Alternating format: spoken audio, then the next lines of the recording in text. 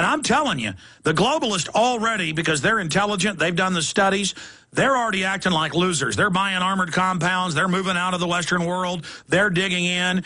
And now their policy is to just completely wreck us, where we're so wrecked and so poor, we're too busy trying to survive to bring them to justice. Well, I got news for them. We're going to take that attack like in a judo move, and we're going to throw them literally in a backflip that's going to break their political back. We are going to annihilate them. And it is the political understanding of this that is unstoppable. It is unstoppable. So I commend you, Gary. Give folks the website so they can find out more about hosting a screening. And again, folks, once you have a screening, say, hey, let's organize another one in a month of Invisible Empire, New Order Defined. Or let's organize another one in another month of Camp FEMA, or Police State 4, The Rise of FEMA, or of Endgame, or of Terror Storm. And it is building this community. It is bringing other people in to join together. And then after the meeting, after 200 people come to a movie, or 50 or 10 to your local library, it doesn't matter. 2 people together can change a whole town if they take action over time and say, now let's go to city council. Let's form an anti-fluoride group here. Let's go read every week in Citizens Communications government documents about fluoride causing brain damage and sterility and reduced fertility. And then, or let's go, talk about the phony drug war and how the government ships in drugs every week at city council or the state legislature. Or let's go to the legislature, 100 of us with packets of info and talk to legislators about passing 10th and 9th Amendment resolutions and what that means in our state. Pick an issue, pick an enemy, attack it. I mean, that's how this works, folks. Take action. Stop screwing around, okay? When you engage the enemy, you will smash them. But you've got to get up off your hind ends and start engaging them. We've got the truth. We've got history. We've got the red, white, and blue. We got George Washington's spirit behind us. We've got what it takes. We've got the red blood. All they've got's the scam. We can sweep these people aside as soon as we get a fighting spirit. Amen, Alex. Amen to that. One thing in the film that we talk about is solutions. And Charles Key, one of the representatives in the state of Oklahoma, has some excellent solutions that give teeth to the 10th Amendment. A lot of people will say, well, you can pass a resolution, but it's just, it doesn't mean anything. Well, he has actual legislation he talks about in the film that will give teeth to the 10th Amendment. And we want everyone to go to don'ttreadonme.com/screening.html. They can register for their screening right now. There are over 106 screenings publicly listed on our website right now, and there are over 192 cities that are involved in this effort. So well done. Viewers to take it. Well done. And then you can do it again in a month later in July and have 500 cities. And again, people are welcome to do this with my documentaries as well. Get the word out. But this film is so important because it deals with how to take the states back, how to take the counties back, how to get our sheriffs elected, how to kick the corrupt feds, who are nothing but errand boys for offshore banks, out of our states. Get out of here. And how the states can say, we're keeping our money. The feds aren't going to tell us how to live our lives. The feds aren't going to tell us how to run our schools. The feds aren't going to tell us what to do with our... It's over. It's over. Gary Franchi, let's go to some calls. I want to go to the Genesis phone line system, then I'll go back to Adam, Rachel, and others that are holding on our phone system down here. We're taking calls on both phone systems today. Who is up first here, Genesis? Who should I go to first? Mike in Georgia, down there with all the Georgia peaches. Go ahead, Mike.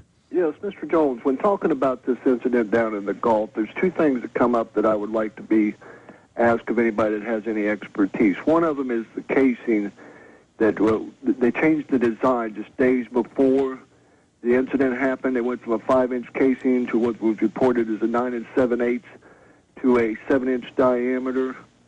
And this was discussed in the MMS Coast Guard hearings. And I'm quoting out of this when they're talking to Mark Hafley, who was the VP engineer. It says, when they ask him the question, don't you think the size of the casing you set up your Halliburton cementers for failure? Okay, so basically, it doesn't sound like they were trying to tunnel. It sounds like they were trying to build a bomb. And I've seen that, and excise that out again and send it to showtips at Infowars.com, because I read that a few days ago. And exactly. And that's why everybody started throwing fits 2 weeks before when they got the order to add a larger casing on top of a smaller casing. And I'm no petroleum geologist, don't know very little about drilling, but more than most of the general public, as I've done some research on it, but still almost nothing. And we're going to do some shows with drilling experts, petroleum geologists. A lot of them are scared to come on because they don't want to be blackballed by BP because they can, they all work together with the oil companies, kind of stick together.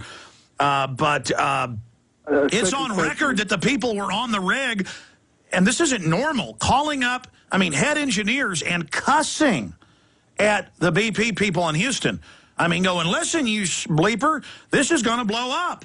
And then 2 weeks later, it did. The men on the ships and the other engineers sat there and watched engineers.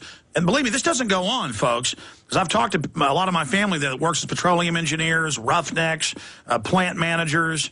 I had a great uncle just died who ran for decades one of the biggest plants in Houston. Let me tell you, those people are yes, sir, no, sir, and that's old-fashioned, and they bust their butt. It's like a slave operation on these oil rigs. My uncle worked offshore, the one out in East Texas. In fact, I ought to get him on about this.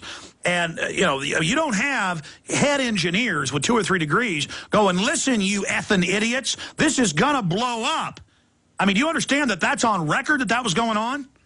Well, there's also on record they talk about how they dumped the drilling mud before the concrete had an opportunity to set up. There was a professor, Robert B., who was on 60 Minutes.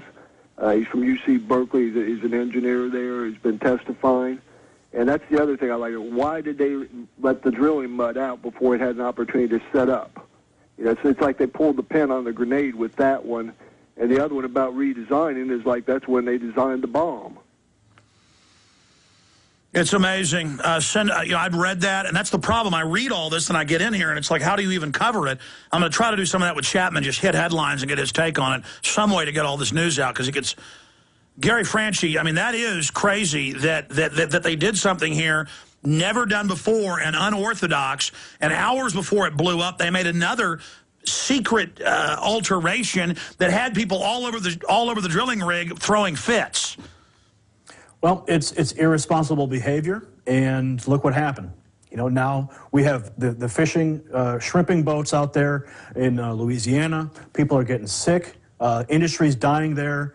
It's an absolute national tragedy, and it's just one more reason why we have to move to alternative fuels, hydrogen fuel cells based on water, Stanley Myers type technology. That's the solution, Alex.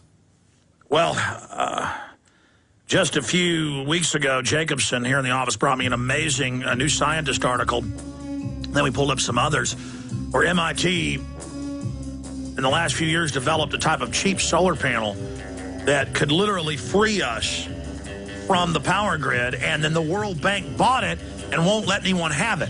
Just another example of confirmed technology that taxpayer money pays for, and then that DARPA just grabs and goes, here you go, World Bank. You're our banking parasites. We worship you. More calls straight ahead. Stay with us.